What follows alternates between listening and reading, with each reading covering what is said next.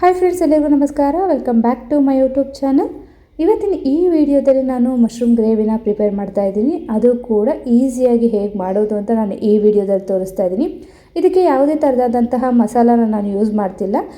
ಈ mushroom ಗ್ರೇವಿನ prepare ಮಾಡೋದಕ್ಕೆ ಏನೆಲ್ಲ ಬೇಕು ಅನ್ನೋದು ನಾನು ಡೀಟೇಲಾಗಿ ಡಿಸ್ಕ್ರಿಪ್ಷನಲ್ಲಿ ಹಾಕಿರ್ತೀನಿ.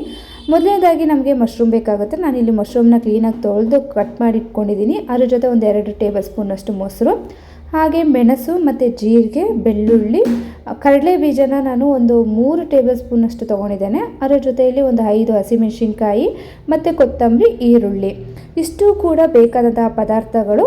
ಇದಕ್ಕೆ ನಾನು ಯಾವುದೇ ಮಸಾಲೆ ಯೂಸ್ ಮಾಡ್ತಾ ಇಲ್ಲ.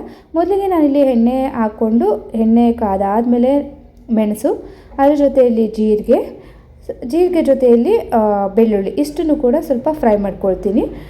ಇಷ್ಟು ಎಲ್ಲ ಚೆನ್ನಾಗಿ ಫ್ರೈ ಆದಮೇಲೆ ಈಗ ಕಡಲೆ ಬೀಜನ ಹಾಕ್ಕೊಳ್ತಾ ಇದ್ದೀನಿ. ಕಡಲೆ ಬೀಜ ನಾನು 3 ಟೇಬಲ್ ಸ್ಪೂನಷ್ಟು ಮಾತ್ರ ಹಾಕ್ಕೊಳ್ತಾ ಇದ್ದೀನಿ, ಯಾಕೆ ಇಬ್ಬರಿಗೆ ಮಾಡ್ಕೊಳ್ಳೋದ್ರಿಂದ.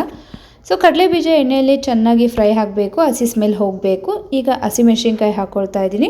ಹಸಿಮೆಣ್ಸಿನ್ಕಾಯಿ ಯಾಕೆ ಹಾಕ್ಕೊಳ್ತಾ ಇದ್ದೀನಿ ಅನ್ನೋದಾದರೆ, ಎಣ್ಣೆಯಲ್ಲಿ ಫ್ರೈ ಮಾಡಿದ ಹಸಿಮೆಣ್ಸಿನ್ಕಾಯಿ ನಾವು ಅಡುಗೆಗೆ ಯೂಸ್ ಮಾಡೋದ್ರಿಂದ ಗ್ಯಾಸ್ಟ್ರಿಕ್ ಅನ್ನೋ ಪ್ರಾಬ್ಲಮ್ ಇರಲ್ಲ. ಕೆಲವೊಬ್ಬರಿಗೆ ಆಗಾಗ ಏನಾದರೂ ತಿಂದರೆ ಗ್ಯಾಸ್ಟ್ರಿಕ್ ಆಗ್ತಾ ಇರುತ್ತೆ. ಸೊ ಅದಕ್ಕೆ ಕಾರಣ ಮೇನ್ ರೀಸನ್ ಬಂದುಬಿಟ್ಟು ಮಸಾಲ, ಅದು ಇಲ್ಲ ಅಂದರೆ ಹಸಿಮೆಣ್ಸಿನ್ಕಾಯಿ ಹಾಗೆ ತಿನ್ನೋದ್ರಿಂದ.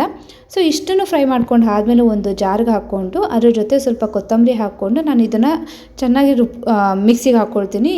ತುಂಬ ನೈಸಾಗಿ ಬರಬೇಕು. ಸೊ ಆಗ ಗ್ರೇವಿ ಚೆನ್ನಾಗಿರುತ್ತೆ. ಈಗ ಅದೇ ಬಾಣಲಿಗೆ ನಾನು ಎಣ್ಣೆ ಹಾಕ್ಕೊಂಡು, ಸಾಸಿವೆ ಮತ್ತು ಕರಿಬೇವು ಹಾಕ್ಕೊಂಡು ಈರುಳ್ಳಿ ಹಾಕ್ಕೊಳ್ತಾ ಇದ್ದೀನಿ. ಈರುಳ್ಳಿ ಕೆಂಪಣ್ಣ ಬರೋವರೆಗೂ ನಾನು ಅಷ್ಟನ್ನು ಫ್ರೈ ಮಾಡ್ಕೊಳ್ಬೇಕಾಗತ್ತೆ. ಈರುಳ್ಳಿ ಕೆಂಬಣ್ಣ ಬಂದ ಆದಮೇಲೆ ನಾನು ಹಚ್ಚಿಟ್ಕೊಂಡಂತಹ ಮಶ್ರೂಮ್ನ ಹಾಕ್ಕೊಳ್ತಾ ಇದ್ದೀನಿ. ಮಶ್ರೂಮಲ್ಲಿ ನೀರು ಸ್ವಲ್ಪ ಬಿಟ್ಕೋಬೇಕು. ನೀರು ಬಿಟ್ಕೊಳ್ಳೋವರೆಗೂ ನಾವು ಇದನ್ನು ಫ್ರೈ ಮಾಡ್ಕೊಳ್ಬೇಕಾಗತ್ತೆ. ಸೊ ಬೇಗ ನೀರು ಬಿಟ್ಕೊಳ್ಬೇಕಂದ್ರೆ ಈ ರೀತಿ ಒಂದು ಪ್ಲೇಟ್ನ ಮುಚ್ಚಿಬಿಡಿ. ಒಂದು 5 ನಿಮಿಷ ಬಿಟ್ಟು ನೋಡಿದ್ರೆ ಮಶ್ರೂಮಲ್ಲಿರುವಂತಹ ನೀರೆಲ್ಲ ಬಿಟ್ಕೊಂಡಿರುತ್ತೆ. ಸೊ ಆಗ ನಮಗೆ ಗ್ರೇವಿಗೆ ಎಷ್ಟು ನೀರು ಬೇಕು ಅನ್ನೋದು ನಮ್ಗೆ ಗೊತ್ತಾಗುತ್ತೆ. ಈಗ ರೆಡಿ ಮಾಡ್ಕೊಂಡಂತಹ ಮಸಾಲಾನ ಹಾಕ್ಕೊಳ್ತಾ ಇದ್ದೀನಿ. ಇದು ಬಂದುಬಿಟ್ಟು ನಾವೇ ಓನಾಗಿ ಪ್ರಿಪೇರ್ ಮಾಡ್ಕೊಂಡಂತಹ ಮಸಾಲ.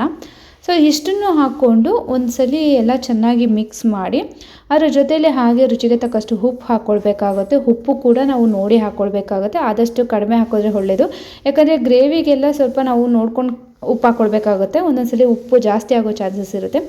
ಈಗ ಎಲ್ಲ ಮಿಕ್ಸ್ ಮಾಡಿಕೊಂಡು ಒಂದು ಪ್ಲೇಟ್ ಮುಚ್ಚಿ ಒಂದು 5 ರಿಂದ 10 ನಿಮಿಷ ಬೇಯಿಸ್ಕೊಂಡು ಆದಮೇಲೆ ನಾವು ಇಲ್ಲಿ ಒಂದು 2 ಟೇಬಲ್ ಸ್ಪೂನಷ್ಟು ಮೊಸರು ಹಾಕ್ಕೊಳ್ತಾ ಇದ್ದೀನಿ. ನಿಮ್ಮ ಮನೇಲಿ ಏನಾದರೂ ಅಡುಗೆಗೆ ಬಳಸೋಂತಹ ಕ್ರೀಮ್, ಅಂದರೆ ಫ್ರೆಶ್ ಕ್ರೀಮ್ ಏನಾದರೂ ಇದ್ದರೆ ಅದನ್ನು ಕೂಡ ಯೂಸ್ ಮಾಡ್ಕೊಳ್ಬೋದು. ನಾನು ಅದು ಇಲ್ಲದೇ ಇರೋ ಕಾರಣಕ್ಕೆ ನಾನು ಮೊಸರನ್ನ ಹಾಕ್ಕೊಳ್ತಾ ಇದ್ದೀನಿ.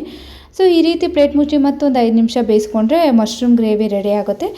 ಏನು ಮಸಾಲ ಹಾಕದೆ ಟೇಸ್ಟಿಯಾಗಿ ಮಶ್ರೂಮ್ ಗ್ರೇವಿ ಮಾಡೋದು ಹೇಗೆ ಅಂತ ನೋಡಿದ್ರಲ್ಲ. ಮತ್ತಷ್ಟು ವಿಡಿಯೋಗೆ ನಮ್ಮ ಚಾನಲ್ನ ಸಬ್ಸ್ಕ್ರೈಬ್ ಮಾಡಿ, ಹಾಗೆ ಬೆಲ್ ಐಕಾನನ್ನು ಕ್ಲಿಕ್ ಮಾಡಿ. Thank you.